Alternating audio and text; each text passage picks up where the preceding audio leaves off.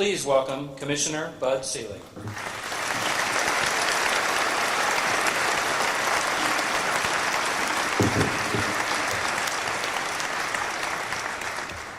Thank you very much. It's an honor to stand before you today. I thank President Tom Kunkel and all of his colleagues for extending the invitation and affording me this wonderful opportunity to share this special day with each one of you at the dawn of such an exciting chapter in your life. It is also a distinct privilege to be here on a day when St. Norbert College recognizes its 8 alumni who have earned the rank of general in serving the United States. And so, in the spirit of Bob Feller, Stan Musial, Ted Williams, Jerry Coleman, and so many others in our game, in 2008, Major League Baseball helped establish an initiative called Welcome Back Veterans, which addresses the need of veterans after they return from service. Baseball has committed more than $25 million in grants to hospitals and clinics that treat veterans and their families.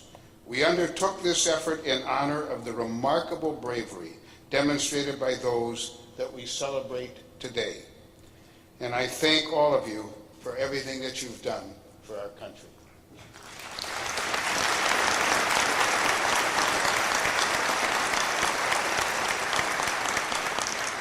As you move on from this great educational institution and its beautiful campus, you're going to discover that few days in your life are as important and as meaningful and as symbolic as this one. This is a moment in your lives of significant change and of passage into the future and into a realm of responsibility and possibility. Eleanor Roosevelt once said, "The future belongs to those who believe in the beauty of their dreams." The words of the longest-serving First Lady in our nation's history have always reminded me of the wisdom of my mother, who believed in having big dreams. Today marks a moment that you have dreamt about for so much of your lives. And that's why this milestone is so extraordinary. Once today's well-deserved celebrations are complete, you may fully devote your passion, your courage, and your vision toward the realization of your dreams. I'm here today to tell you that dreams can and will come true if you believe in them by using every fiber of energy in your body and dedicate yourself to making them happen. I believe in limitless dreams that respect the vast potential that each one of you possess. The great Irish playwright George Bernard Shaw once said, "You see things and you say, why? But I dream things that never were, and I say, why not?" I believe that baseball serves as a metaphor for life, as I learned from one of my predecessors as commissioner, my dear friend, the late Bart Giamatti. As a kid growing up in Milwaukee, I loved baseball. Thus, you can imagine how I felt when I was 18 years old and the Braves arrived from Boston as our hometown team in 1953. Immediately, our small Midwestern town emerged as a haven for Major League Baseball. The Braves were the biggest draw in baseball, leading all cities in attendance in their first 2 seasons in Milwaukee, and attracting more than 2 million fans for 4 straight years thereafter. With back-to-back National League championships and pennants and a World Championship in 1957, the state of Wisconsin was home to baseball euphoria. I was in awe of the great American game's unique ability to instill civic pride in a way that no other institution could. In short, Major League Baseball made Milwaukee and Wisconsin feel Major League. The decade that ensued was one of change and turbulence in many ways, and its impact on our local baseball club was far-reaching. The Braves moved to Atlanta after the 1965 season, leaving many heartbroken fans in Milwaukee behind. And I shared the sadness that swept our community, but I've never been one to sit back and wallow instead of searching for a solution. and the disappointment I once felt gave way to a sense of determination. While I was only 30 years old, seems like a long time ago, and the odds were tremendously stacked against us, I decided what I could do to bring a big league club back to my hometown. My dream was to make Milwaukee and Wisconsin feel Major League again. Near the end of that final season, I was in the stands of the last game when the Milwaukee Braves played at County Stadium, when I was approached by a lady in a wheelchair. And I'll never forget this. She asked, "Are you Bud Selig?" Tears streaming down her face, she grabbed my arm and said, "Don't you fail. You're all we've got. Don't you know how important baseball is to people like me?" I'll never forget the words of that experience or that feeling. She proved to me how important the game was to this community and reinforced my belief that baseball is more than a game. It is a social institution. It would have been easy to think of our goal as unattainable. The task process of returning baseball to Milwaukee took 5.5 years of perseverance, persistence, and patience. During that time, I was driven by the words of Winston Churchill at his alma mater, the Harrow School of London, in October of 1941. He said, "Never give in, never give in, never, never, never, never, in nothing, great or small, large or petty. Never give in except to convictions of honor and good sense." Trying and failing was one thing. Quitting, however, was unacceptable. There were many disappointments along the way, but there was never defeat. All of our efforts became worthwhile on the night of March 31st, 1970, when the American League's Milwaukee Brewers were born. When baseball returned to Milwaukee, the people of Wisconsin had another reason to smile. As the heir to the Braves, the Brewers reestablished an important part of the Milwaukee and Wisconsin experience because of the shared sense of community that our team inspired. Through perseverance, vision, persistence, and patience, we had restored the common bond that had been missing for 4 years.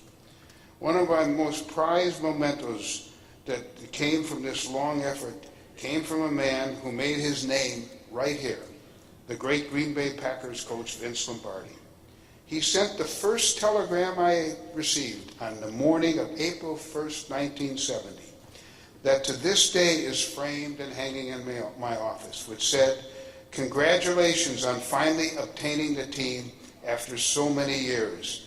I wish you great success."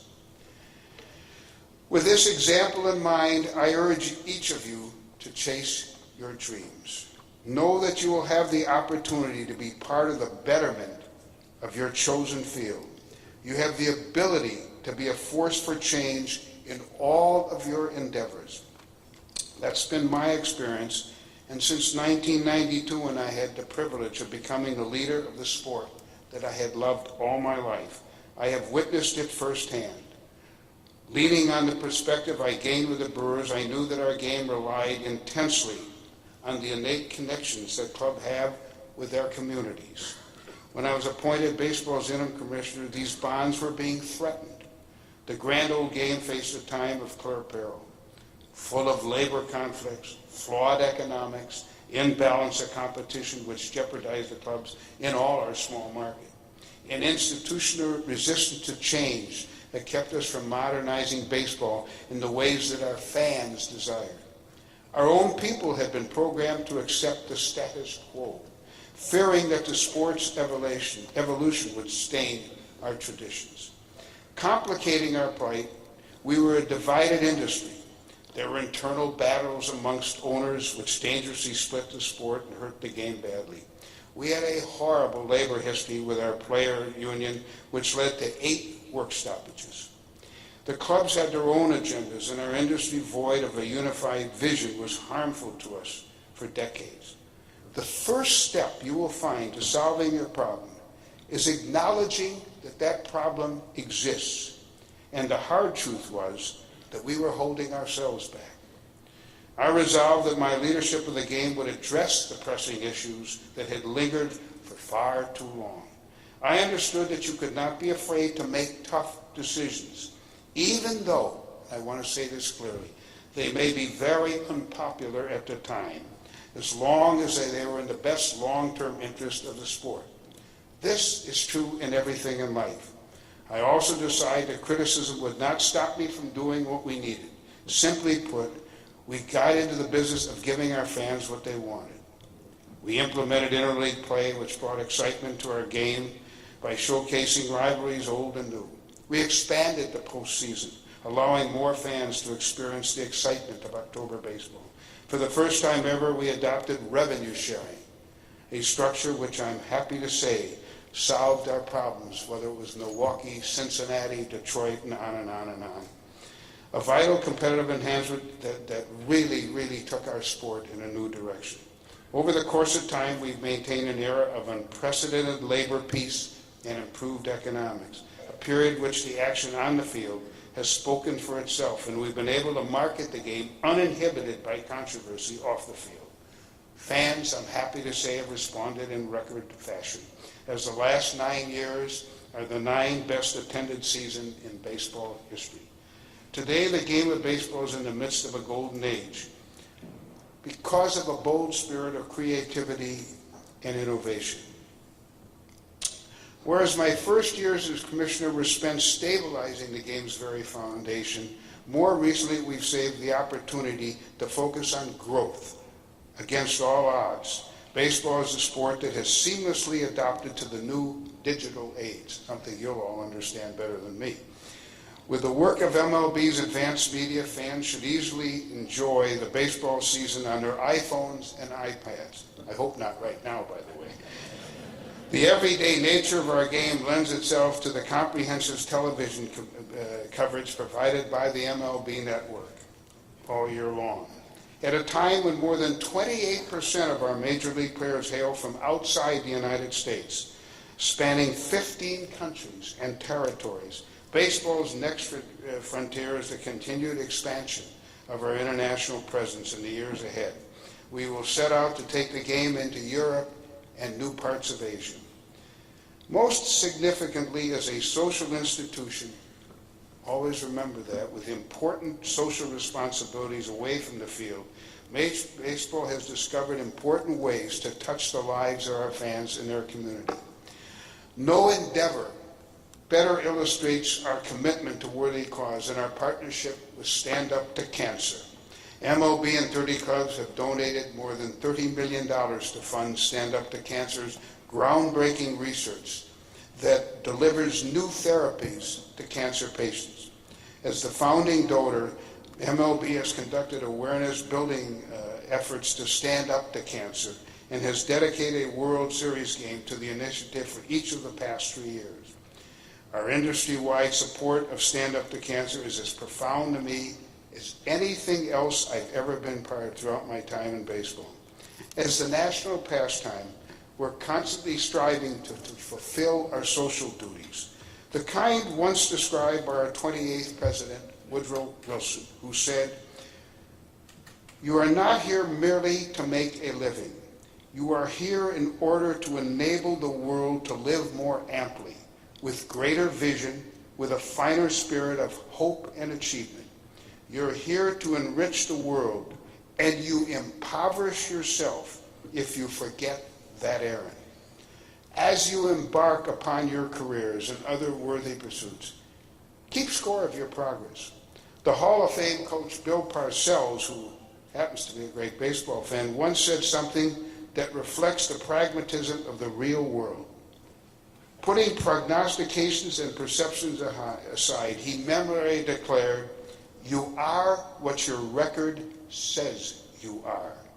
This is true in your journey through life.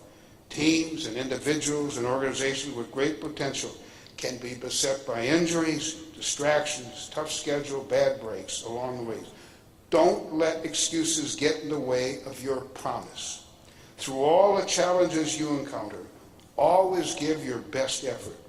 Remember that substance always trumps style. Be mindful that your actions, your attitude, your communications, and your relationships define whom you are. In an age where so many forces vie for your attention, know when it is time to concentrate on the task at hand. My friend and colleague Joe Torre has often said the Yankee clubs he managed were so successful because of their singular, selfless focus on team goals, day in and day out. Through his leadership, they enjoyed the journey and they loved what they were doing. This mindset isn't confined to the sports world. The CEO of Starbucks, Howard Schultz, has often said that one of the musts for innovations is to find something you deeply love and you are willing to sacrifice a lot to achieve that. I have the utmost pride leading the sport of Jackie Robinson, a man who let his deeds speak for themselves. The son of a family of sharecroppers, authored the game's proudest and most powerful moment on April 15, 1947, when he took his rightful place at first base and ended baseball's color barrier. Last month marked the debut of the brilliant movie 42, which has brought Jackie Robinson's life-inspiring story to a new generation. The film reinforces that Jackie Robinson's impact on the civil rights movement did not result only from his remarkable athletic gifts. He proved once again that baseball is a social institution. Jackie Robinson distinguished one of America's enduring legacies because of the power of his character. Indeed, his words continue to remind us that a life is not important except that the impact it has on other lives. This is a day of hope, a day of optimism, and a day of possibility.